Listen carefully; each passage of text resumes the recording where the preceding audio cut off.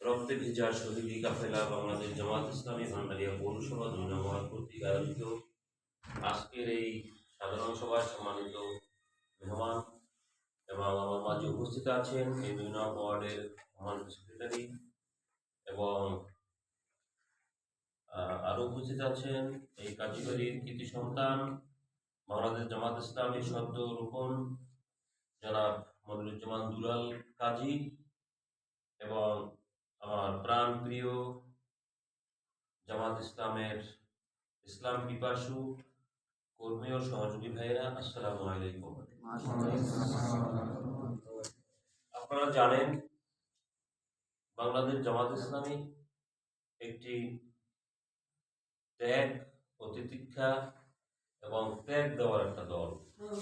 অনেক মার খেয়েছে, অনেক জুলুমের শিকার হয়েছে, অনেক রক্ত দিতে হয়েছে, ঘরে ঘুমাতে পারেনি, অনেক মামলা খেয়েছে, অনেক মানুষ পঙ্গুত্ব বরণ করে নিয়েছে, অনেক নেতারা হাসির কাষ্টে হাসতে হাসতে জীবন দিয়েছে। সেই সংগঠন মহান রব্বুল আলামিনের কাছে আমরা শুকরিয়া আদায় করছি যে আজকের এই শীতের রজনীতে অনেক মানুষ দোকানপাট বন্ধ করে দিয়ে কাজকাম শেষ করে বাসায় ফিরে বিদেশি কম্বল, আবার ওয়াটার হিটার আছে, গরম রুম হিটার আছে, ওই রুম হিটার ছেড়ে রুমে বসে থাকে, শীতে বাইরে বের হবো না, এরকমের মানুষের সংখ্যা বেশি। সেই মানুষগুলা থেকে আমাদেরকে যে মহান রব্বুল আলামিন কবুল করেছেন, এখানে আসার তৌফিক দিয়েছেন, সেই মানসিকতা তৈরি করে দিয়েছেন, সেই আরাম আয়েশ ত্যাগ করার মতো মানসিকতা তৈরি করে দিয়েছেন এবং এখানে উপস্থিত হওয়ার তৌফিক দান করেছেন। সেই মহান রব্বুল আলামিনের দরবারে আমরা শুকর আদায় করছি, সবাই মিলে আলহামদুলিল্লাহ। প্রিয় ভাইরা আমার, আমি ছোট্ট একটা উদাহরণ দেব। আমি আপনাদেরকে শুভেচ্ছা জানাচ্ছি যে আপনারা এই আরামকে হারাম করে এখানে উপস্থিত হয়েছে। আল্লাহ যেন আমাদের সবাইকে কবুল করে। আমি একটা উদাহরণ দেব, সেটা হলো আমাদের দেশে, আমাদের কিন্তু নদীমাতৃক দেশ, সাগরের পাড়ে বাংলাদেশ। এই বাংলাদেশটাকে হেফাজত করার জন্য আল্লাহ রাব্বুল আলামিন কি নিয়ামত দিয়েছেন দেখেন। এই বাংলাদেশটা যেন সাগরের ঢেউয়ে ধ্বংস না হয়, সেজন্য আল্লাহ কি দিয়েছেন? আমাদের সুন্দরবন দিয়েছেন। সুন্দরবন ভেদ করে সাগরের ঢেউ আসতে পারবে না এবং সেই সুন্দরবন রক্ষা করার জন্য, পাহারা দেওয়ার জন্য পাহারাদার দিয়েছেন কিন্তু আল্লাহ। কারা বলতে পারেন? সুন্দরবন পাহারা দেয় কারা? রাইফেল নিয়ে দাঁড়াই আছে রয়্যাল বেঙ্গল টাইগার আল্লাহ পাক দিয়েছেন। কেন? নাহলে সুন্দরবন কিন্তু থাকতো না। সবাই ওই গাছেরা কিন্তু স্বীকার করে যে আল্লাহ, তুমি আমাদের যদি এই পাহারাদার না দিতে তাহলে আমরা থাকতে পারতাম না, আমাদের কাইটে নিয়ে দিতে সব আনতো না। এখনো চোরাই ভাবে ওই গোল পাতা, সুন্দরী গাছ, ওই যে কি কয় গরাইন গাছ, এগুলো কিন্তু কাইটে আনে। যখনই ওই বাঘের চেহারা দেখে তখন কিন্তু দৌড়ায়। আল্লাহ পাক এই হেফাজত করার জন্য, সুন্দরবন হেফাজত করার জন্য যেমন পাহারাদার দিয়েছেন, আর এই বাংলাদেশকে হেফাজত করার জন্য আল্লাহ কি দিয়েছেন? এই বাংলাদেশ জামাত ইসলামী। তার কারণ এই বাংলাদেশ জামাত ইসলামীকে বাতিলরা ভয় পায় বিধায়ী তারা চায় এই জামাত ইসলাম যেন কোনোদিন ক্ষমতায়, রাষ্ট্রীয় ক্ষমতায় আসতে না পারে। তাহলে আমরা বড় বড় বোতল খাইতে পারবো না, আমরা টেন্ডারবাজি করতে পারবো না, আমরা এই রাস্তায় সমূলে বিনাশ করতে পারবো।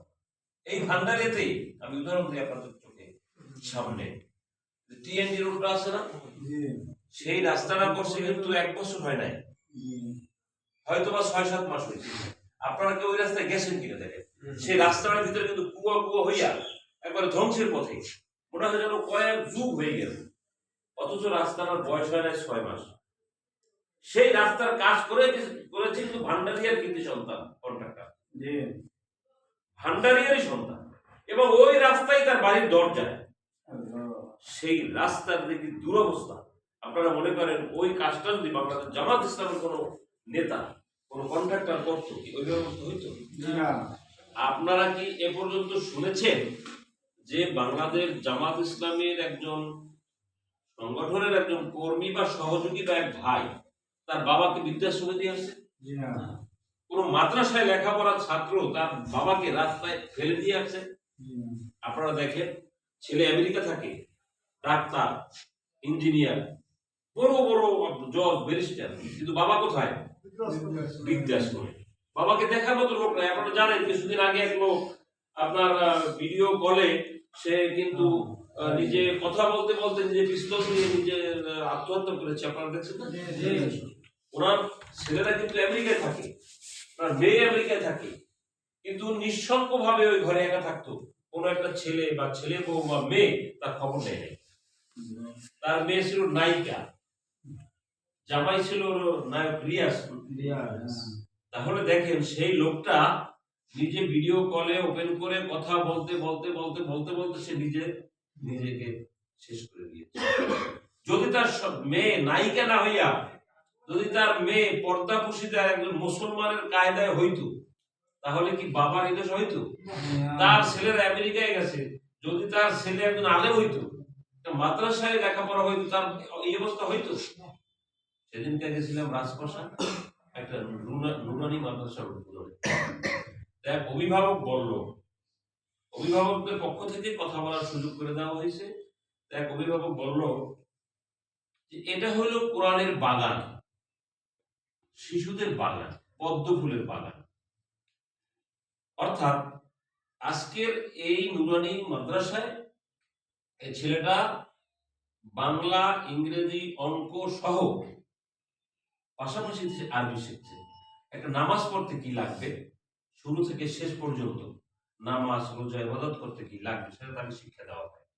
সে যদি এই নুরানি মাদ্রাসা থেকে এই জিনিসগুলো শেখে, এরপরে সে ডাক্তার হতে আপত্তি নেই, ইঞ্জিনিয়ার হোক আপত্তি নেই, সে জজ হোক আপত্তি নেই, ব্যারিস্টার হোক আপত্তি নেই। কিন্তু সে যদি শিশুকালে তাকে এই গঠনটা তার ভিতরে ঢুকিয়ে দেওয়া যায়, তাহলে কি সে আর বেয়াড়া হবে? সে মদখোর হবে? সে গাঁজাখোর হবে? সে তার বাবাকে রাস্তায় ফেলে দিয়ে আসবে? তো সেই অভিভাবককে আমি ধন্যবাদ জানিয়েছি আমার বক্তব্যের মাধ্যমে। তার কারণ হলো, আমাদের সচেতন হওয়া উচিত, আমাদের সন্তানদেরকে মাদ্রাসা লাইনে লেখাপড়া করা উচিত। এই মাদ্রাসায় লেখাপড়া আমরা না করাই, আমরা ভালো কাজ না করি, এর অপপ্রচার কারা করে? বাতিলেরা করে, ইহুদিরা করে।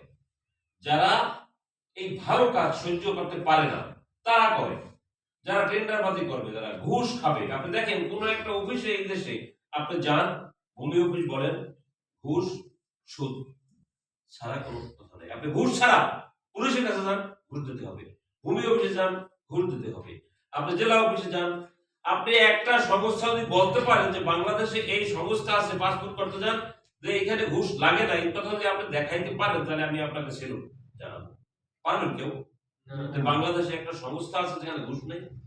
তার মানে কি? ইসলামী শাসন ব্যবস্থা কায়েম যদি হতো, আল্লাহ রসুলের আদর্শ দিয়ে যদি দেশ চলতো, তাহলে কিন্তু এই ঘুষ আর থাকতো না। আর যদি তাই হয়, তাহলে এই ঘুষ আর থাকবে। তা আমরা আল্লাহ রসুলের আদর্শে আমাদের পরিবার এবং দেশ এবং সমাজ গড়তে চাই না চাই না? আল্লাহ রাব্বুল আলামিন বলেছেন, ওয়াতাসিমু বিহাবলিল্লাহি জামিয়া ওয়া লা তাফাররাকু। কি বলেছেন? তোমরা আল্লাহর রুজুকে আঁকড়ে ধরো, পরস্পর বিচ্ছিন্ন হয়ে যাও।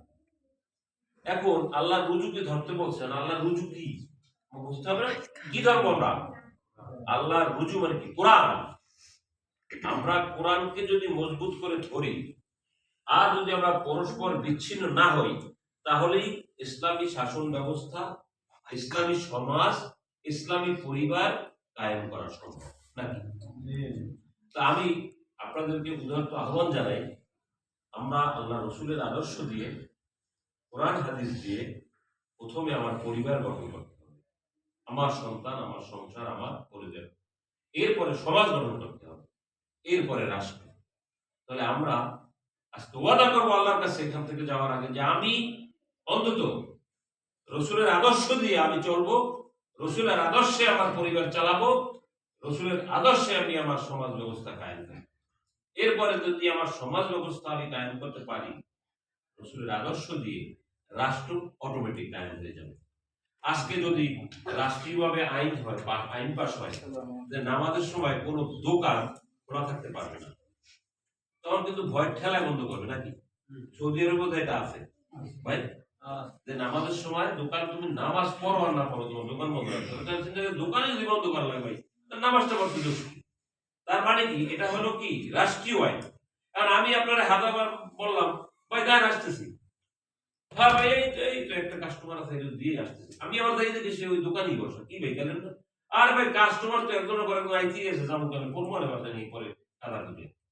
তো এই মানসিকতা যখন থাকে আর যখন সে ওই নামাজের যে মজাটা যখন বুঝবে বা বুঝতে পারবে, তখন কিন্তু হাজারো কাস্টমার আসলেও সে বলবে ভাই আমার নামাজ আগে, আপনি অপেক্ষা করেন, না হলে দুটো কাস্টমারের কাছে বিক্রি করবো না। আমার রিজিকের মালিক কে? আল্লাহ আমার বক্তব্য বাড়াই দেবে, আল্লাহ আমার রিজিক দাতা, আমি আজকে বিক্রি করবো না ভাই, নামাজ পড়ে আসি আগে। তখন ওই কাস্টমারটা বলে ঠিক আছে ভাই, দোকানদার যখন যায় তাহলে আমিও নামাজটা পড়ে আসি। এভাবে তো সমাজ কায়েম হয়।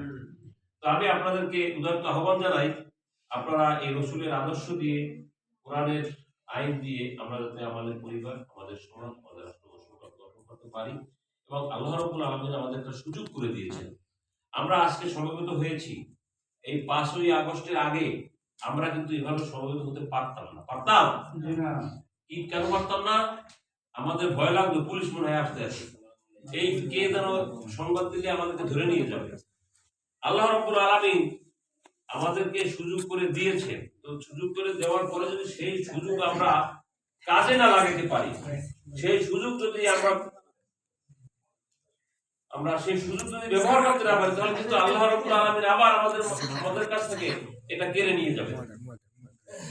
তাই আমি আপনাদের সবাইকে অনুরোধ জানাই, উদারত আহ্বান জানাই, আসুন আমরা কোরআনের আইন দিয়ে, রসুলের আদর্শ দিয়ে আমাদের পরিবার, আমাদের সমাজ, আমাদের রাষ্ট্র গঠন করি। আমি সবাইকে আহ্বান জানিয়ে আমি আমার সংক্ষিপ্ত বক্তব্য শেষ করছি। আসসালামু আলাইকুম ওয়া রাহমাতুল্লাহি ওয়া বারাকাতুহু।